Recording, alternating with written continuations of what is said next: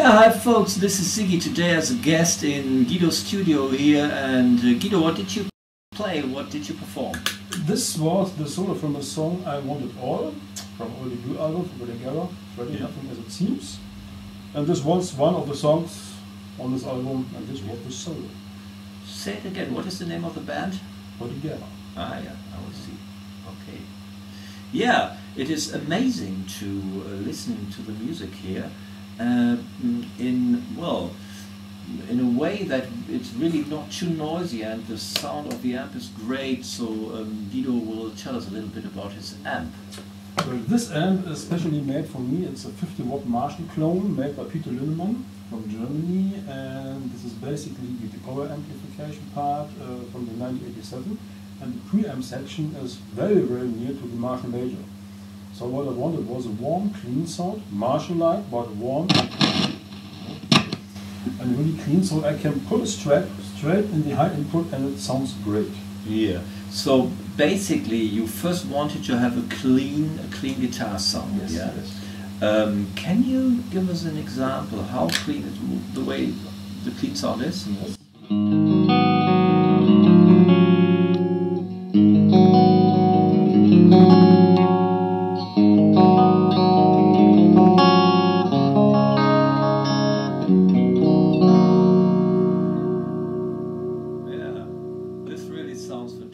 And when I take a look around, here are lots and lots of other guitars and original Stratocasters, but Guido uses a Squire, and Guido, tell us why. This is not a normal Squire, it's one of these Squire made in Japan vintage, in the GV series, 1982, one of the first ones. And at that time Fender decided to make guitars that were not so expensive as the American models. With result, Squire by Fender, made in Japan, and they were much better. Yeah, better than the originals. Than the originals, and so the American guys started crying about this, and this is the 60s model, can be apparat. I checked the pickups, and I play, oh, it's okay here.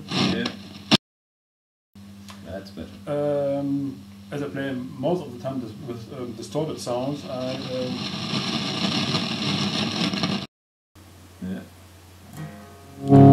yes. The distortion makes a little bit of noise. Yeah. Okay. I use often stacked humbuckers, but they have to sound, in this case, they have to sound like a single coil. Yeah. A little bit more warm, a little bit more compressive, but single coil stuff. Yeah. Yeah. Okay.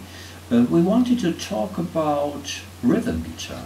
Yes, yes, very important theme. Most players think about solo playing, lead guitar playing, because of all those great guitar players you all know. But when you can't play rhythm, you can't play a good solo. Yeah. So often the rhythm guitar in heavy music gets really boring when you always play power chords.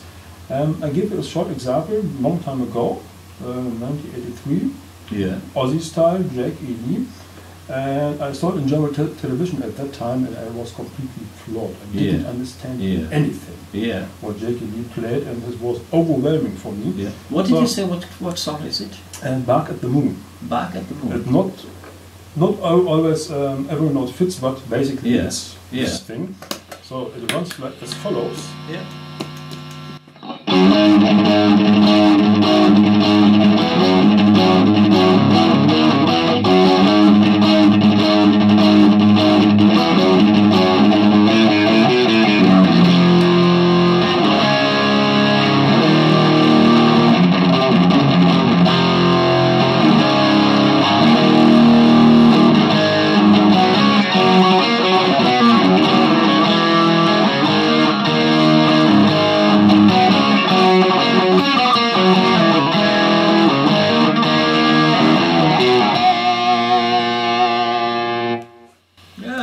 Sounds great. Can you explain to us what you do? Yes, I choose it because on the one hand it's very fast, Yeah. meaning you have to have a really good picking hand in time with a great attack and a great tone. Yeah. Yes, the tone must be equal, not like this from the dynamics, it must be straight. So basically you have to play. This has to work. Yeah, and we see, yeah. And what E.Lee has done then, he put power chords, but in the upper octaves, Yeah. not like this. You put it one octave higher.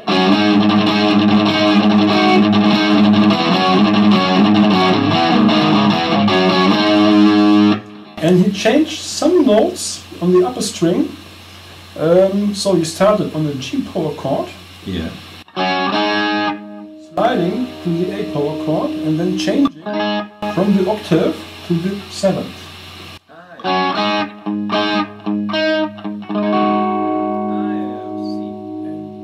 What is important then is your sound, because when it's too much distorted, you don't hear this anymore. Yeah. All the frequencies from the overtones will damage the whole thing. So it must be a round tone that you really hear these differences. I see, yeah. And then it runs, it goes on from the F power chord back to the F, changing the root.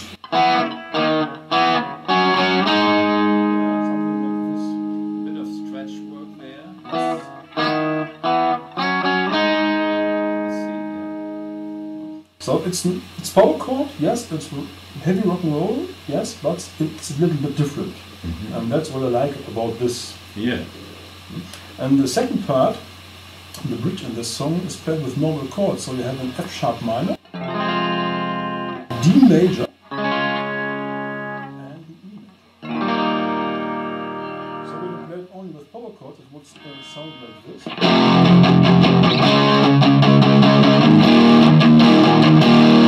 Which is nice, but very common. Yeah. So And when you play the normal chords, do you reduce the volume? It depends on what you hear. Yeah. Normally not. It Yeah. depends on your sound. When you have too much distortion, it makes sense Yeah. to pull it down to 9 Yeah. or 8. Yeah. This is basically enough. So when I put it in full, when I lower it a little bit,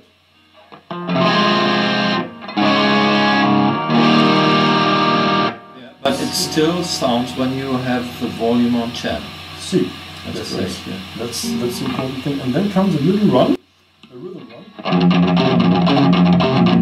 which is very similar to the intro of Crazy Train from Ozzy.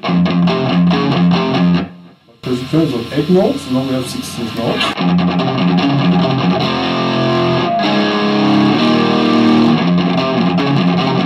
And what I like about this, you have to change your right hand. You can play, Yeah. and then you have to switch down to single note lines. Very quick, very precise, I see. and this has to work. Yeah. And then the chorus part, which comes after this, is again with power chords, but with some really nice licks within there. We play an A power chord, run over to C, to D. So you leave the A string open? Yes, because the whole song, the basic part, is played in A minor. Yeah, it's based. And this is very often in heavy music that you can use the open strings. Yeah. And so in this case you have an A power chord. C to D, Yeah. more like purple style a little bit, and then you run to G major, with the root in the third. Yeah, you only play the root note. Yes. The G on the 5th fret of the D string, yeah. And yes, and with the index finger on the G string, the 4th fret. Yeah. You only normally don't play full chords when you play riffs like this, because when you play too complex with too much notes at once, often the pressure is gone. Yeah. And so this rock and roll ambience isn't there. Yeah. It has to go forward. There are some really nice things. I play a little bit with a little G major arpeggio. The root, the third, back to the root, the 5th, and then an octave back. From C to B to G. So when you play this, you use your middle finger. It's hybrid, kind of hybrid pick. It depends on the situation you play. You can play both. You can play with a plectrum. Yeah. When you do it with a plec, you have to mute the middle string by your index finger, of course. That's true. The other possibility would be when you use plectrum and middle finger or the third finger. It's a little bit more precise. Yeah. Yeah. It's a kind of taste, I would say. Yeah. Yeah. Do you often use your middle finger when you play the electric guitar? Sometimes it depends on the sound I would like to hear. We have a song from Bodeguero called 21 Market Street, and it's a really groovy song with a really nice bass figure. The bass runs, and the chords I played a little bit more smooth.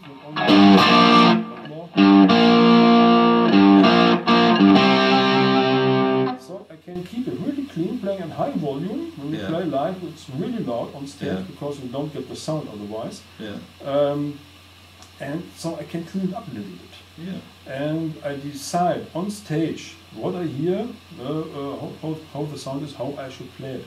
And I play it this way. And